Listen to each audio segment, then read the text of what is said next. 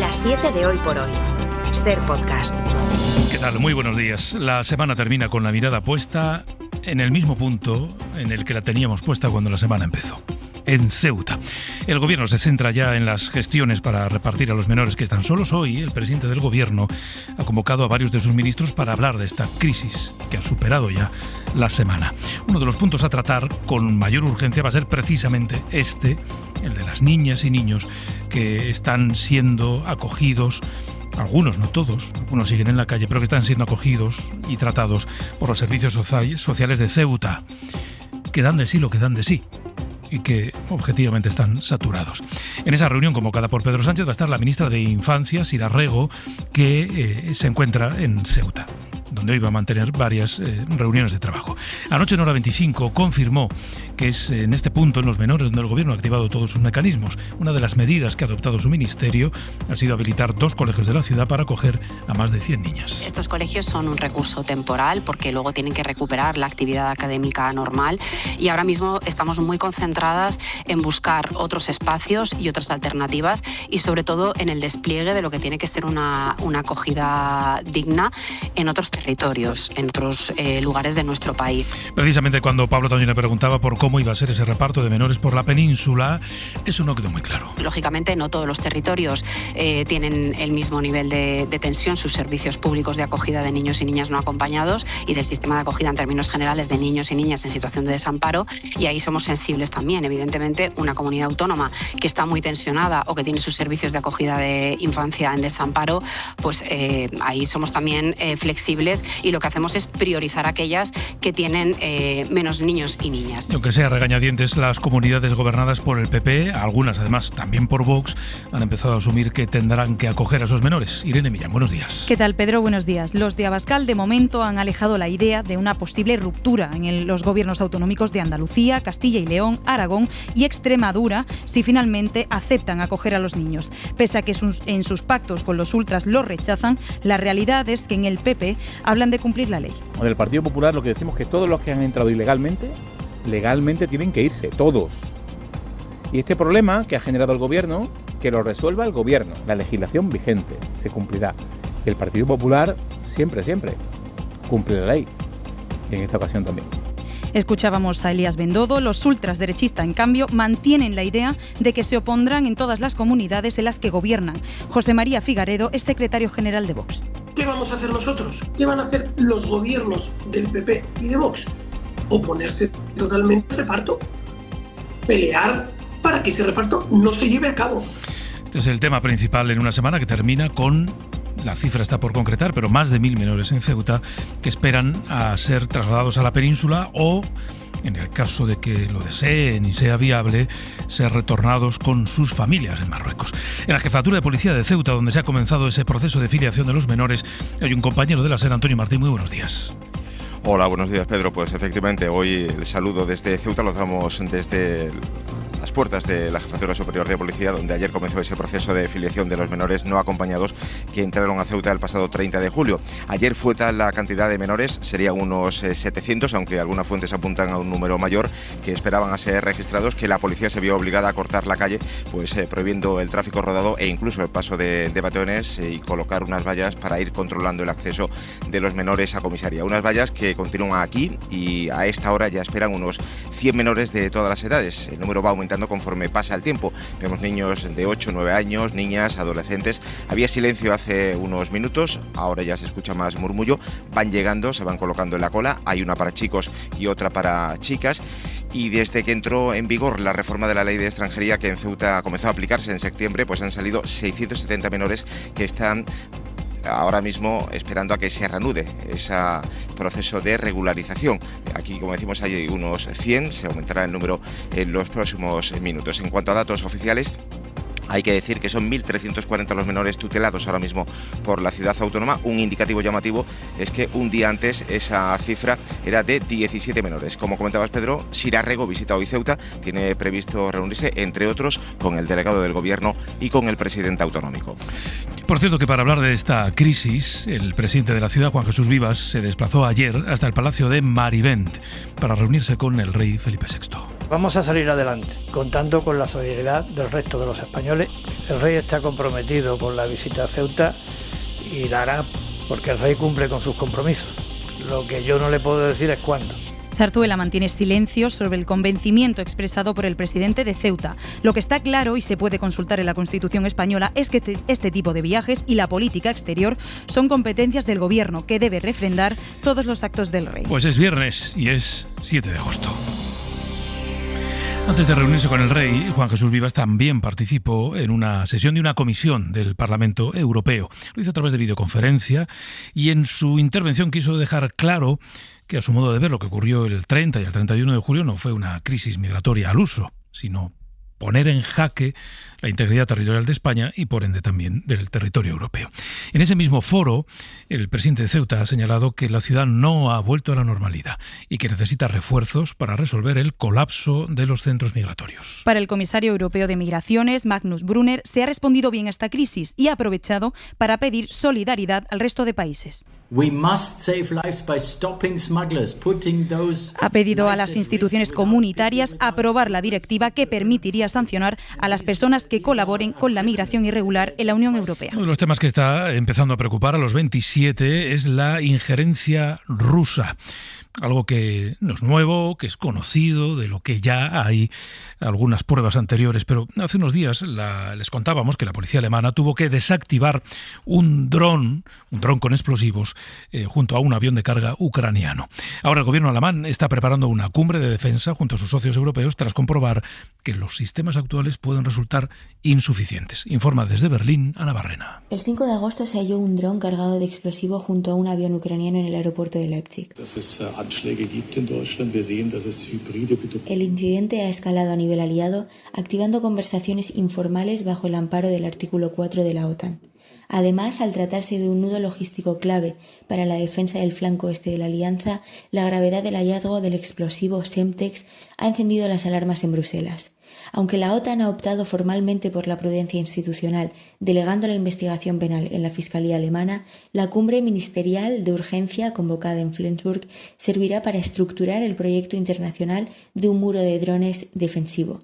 Esta medida busca blindar de forma coordinada el espacio aéreo e infraestructuras críticas europeas ante las actuales sospechas de sabotaje extranjero. El guardia civil que mató a su exmujer de 50 años en Llanes lo hizo para vengarse de ella. A Dámaso le habían notificado que iba a ser expulsado del cuerpo precisamente por sus comportamientos machistas. Robó el arma a otro compañero, mató a Laura, con la que compartía 3 hijos, que se han quedado huérfanos, porque el asesino fue abatido por un compañero. La víctima estaba registrada en el sistema de protección Biogen hasta el pasado mes de diciembre. 35 mujeres han sido asesinadas este año, un tercio de ellas en lo que llevamos de verano. Estos crímenes dejan a 26 menores de edad huérfanos. Laura Gutiérrez. Sí, es el peor dato anual de los últimos 5 años según la estadística de Igualdad. 35 mujeres asesinadas desde que comenzó el 2026, las últimas 12, una tercera parte en lo que llevamos de verano, en los meses de junio, julio y estos días de agosto. Desde 2003 han sido asesinadas por esta violencia 1.376 mujeres. Además, Interior tiene detectados en el sistema Biogen casi 105.000 casos activos de víctimas de violencia machista, de los que 1.165 están en riesgo alto y 14 en riesgo extremo. La mitad de todas estas mujeres con protección tiene hijos menores a su cargo, menores que según el sistema Biogen también están en riesgo. 1.600 se incluyen en esa franja, 150 niños en riesgo alto, 3 en riesgo extremo. En lo que llevamos de año, estos asesinatos machistas dejan a 26 menores de edad huérfanos. El mayor número de casos activos ahora mismo en España está en Andalucía, con casi 30.000. Igual les suena algo, igual han escuchado algo en los medios, aquí en la radio incluso. El próximo 12 de agosto la luna va a tapar totalmente el sol, durante más de un minuto. Es ese eclipse total que empezará en torno a las 7:30 de la tarde en Galicia y que va a ir avanzando de forma diagonal hasta llegar a las Baleares. Según los datos que maneja el Ministerio de Economía, el impacto del eclipse dará un impulso al turismo de interior. Se espera que lleguen más de 400.000 visitantes, lo que incrementará en un 18% las reservas hoteleras. Bueno, pues ojo, porque hoy vamos a conocer la primera predicción oficial de la AEMET para el día del eclipse. Y hay algo que ya nos avanzan los meteorólogos, el riesgo de incendios. En esto no hay discusión. Va a ser muy alto. Marina Fernández. Más de 24.000 efectivos de la Guardia Civil, 2.500 dedicados al tráfico y otros 9.000 agentes de la policía movilizados en un operativo extraordinario y de enorme magnitud. Duplica el desplegado en la visita del Papa y multiplica por 5 el de una operación especial de tráfico como la de Semana Santa. Preocupan las aglomeraciones, la movilidad y sobre todo el fuego. Numerosos puntos de observación están en zonas, advierte Interior, de riesgo máximo de incendio. Rubén del Campo, portavoz de AEMET en la SER. En general, las temperaturas van a subir y esto va a provocar que también se incremente el peligro de incendios, que la próxima semana, la semana del eclipse, será muy alto o extremo en amplias zonas de nuestro país. Los consejos parecen obvios, pero son fundamentales. Nada de encender fuegos, nada de colillas, de vidrios, de basura en el suelo. No aparcar sobre vegetación seca, hay que tenerlo en cuenta, y dejar los accesos libres por si hay emergencias. Según Copernicus, el fuego ha arrasado ya en España 220.000 hectáreas este año. En Galicia se encuentra aislado un turista que ha dado positivo en antivirus. Estaba de viaje en España. El paciente tiene nacionalidad franco-argentina y no presenta síntomas. El anuncio de este nuevo positivo coincide con la salida de la UCI de la mujer francesa que se contagió por este virus el pasado mes de mayo en el brote que surgió en el crucero Ondius. Raquel Villaécija, buenos días. Buenos días. El paciente positivo de nacionalidad franco-argentina se encontraba de viaje de turismo en Francia cuando acudió a los servicios sanitarios con síntomas leves más propios de un catarro. Aunque su cuadro no era sospechoso, el médico que le atendió decidió hacerle un test por si acaso y continuó su viaje, en este caso a España, que era su siguiente parada. El positivo se confirmó este jueves cuando el paciente ya no presenta síntomas y se informó a las autoridades españolas. La persona se ha aislado con su familia en Galicia, donde se encontraba cuando se le comunicó que era positivo en antivirus. Según el Ministerio de Sanidad francés, se está rastreando las etapas de su viaje y también los posibles casos de contacto. En Francia había estado en Normandía, Nueva Aquitania y también en la región de París. Tendrá que hacer cuarentena de 6 semanas. Pasado una semana desde que el diario El País publicó la noticia de que la Comunidad de Madrid había comprado un ático de superlujo en el centro de la capital. Y fue hace un par de días cuando la presidenta Díaz Ayuso señaló a su consejero Miguel Ángel García Martín para que fuera él quien diera las explicaciones necesarias. Ayer el consejero contestó a los periodistas. Hemos dado una explicación desde el minuto 1 y creo que lo hemos hecho clara y diáfana. Y este inmueble se adquiere precisamente para ponerlo al servicio de las necesidades que pueda tener la Comunidad Autónoma de Madrid. Sostiene que esto es una cortina de humo de la izquierda. No es la única polémica a la que se enfrentan los populares madrileños esta semana. Ayer los socialistas denunciaron que el gobierno de Ayuso aprovechó uno de los últimos consejos de gobierno, antes de las vacaciones, para aprobar nuevos pagos a los hospitales públicos que gestiona Quirón. Radio Madrid, Pedro San Martín. Casi 75 millones de dinero público que la comunidad destina a los hospitales de Valdemoro, Villalba y Móstoles, gestionados por Quirón, y también al de Torrejón, gestionado por Rivera Salud. La diputada socialista en la Asamblea, Sara Bonmatí, denuncia el reparto de esta partida extraordinaria. 55 millones que le caen a Quirón, que se suman a los más de 7.000 millones que la presidenta Ayuso ha dado a este grupo sanitario en el que trabaja su pareja desde que ella es presidenta. Y otra paguita extra, 19 millones de euros para Rivera Salud, ese grupo sanitario que hablaba de ampliar las listas de espera y de rechazar a pacientes no rentables. Son los pagos acordados el pasado 8 de julio en el Consejo de Gobierno, en los cuales se especifica que este dinero se debe a la actualización del gasto calculado por paciente asignado para cada uno de estos hospitales. Critica la diputada que esto supone un abandono de la sanidad pública. Mientras digan de dinero público la sanidad privada, vemos como las salas de urgencias de los hospitales públicos de Madrid colapsan año tras año, verano tras verano, por los recortes sanitarios, como estamos viendo en el Hospital de la Paz. Con esta última concesión, la comunidad ha destinado ya más de 7.000 millones de euros a Quirón desde que Ayuso es presidenta. Hoy por hoy noticias. Ser podcast. Hay algo que estamos haciendo todos los viernes este verano, que es proyectar el fin de semana. Proyectar lo que nos van a contar los compañeros de Cultura en nuestro informativo cultural este fin de semana en la Hora Extra. Raquel García. Christopher Nolan lo ha vuelto a hacer. Todos estamos hablando de su Odiseo de Ulises, de su reinterpretación del mito clásico, que ha conseguido impulsar y de qué forma la taquilla mundial. Un héroe atormentado por la culpa y atravesado por dilemas morales que 3.000 años después nos siguen interpelando. Ganamos la guerra.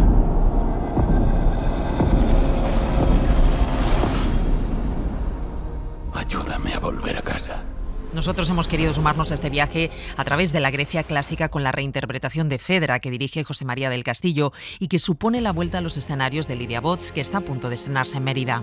Y después también yo creo, ¿no?, que la culpa, efectivamente, Fedra no es que se escaquee de lo que ha hecho, o sea, ella se responsabiliza, es culpable de lo que ha generado, ¿sabes? De a lo mejor no haberlo gestionado en un momento dado, no haberse enfrentado a la verdad sin culpar a otros, ¿sabes? O sea, pero no es un pecado, no es un pecado amar. Es lo que se quiere decir, ¿sabes? O sea, que muchas veces no sabemos cómo gestionar eso y eso nos hace vivirlo con un sufrimiento, y es la principal sufridora de todo esto. Estaremos con ellos y además nos visita la escritora mexicana Laia Jofresa con una novela que nos ha dejado con la boca abierta, Wishbone, que juega con el tiempo, eso que también maneja Nolan, a través de dos personajes que realmente son dos versiones de la misma persona. Ha sido muy complejo. Primero porque empecé a escribirla cuando estaba embarazada, entonces luego tuve un bebé y entonces se volvió uno de los grandes temas de la novela misma, ¿no? Cómo crear a la vez que estás maternando. Pero en realidad eso pasó relativamente pronto y luego se volvió muy complejo porque tiene una arquitectura efectivamente complejo. Es una novela que avanza cronológicamente hacia atrás, pero para mí era muy importante que aunque vas avanzando hacia atrás, tengas el impulso de querer pasar a la siguiente página. Este domingo en la hora extra hablaremos de belleza. ¿Qué es? ¿Por qué nos obsesiona tanto? Lo haremos visitando la exposición que estos días puede verse en el Centro de Cultura Contemporánea de Barcelona. Una muestra que nos invita a reflexionar sobre los cánones de belleza y cómo han cambiado a lo largo de la historia, como hace con su autorretrato la artista Norma Pérez. Una fotografía donde la encontramos a ella desnuda en medio de un bosque con la frase "no soy moderna, soy mucho más antigua" inscrita en el pecho. Lo que hace reivindicar la antigüedad de todas aquellas bellezas que escapan del dominio de la belleza occidental, europea y por lo tanto también colonial. Y vamos a hablar de cómo percibimos la realidad a través de la obra del artista conceptual Leandro Erlich y de la fotografía documental de Cristóbal Lara. Os invitamos a que nos acompañéis en este viaje, no os lo perdáis, este domingo, como siempre, en la hora extra.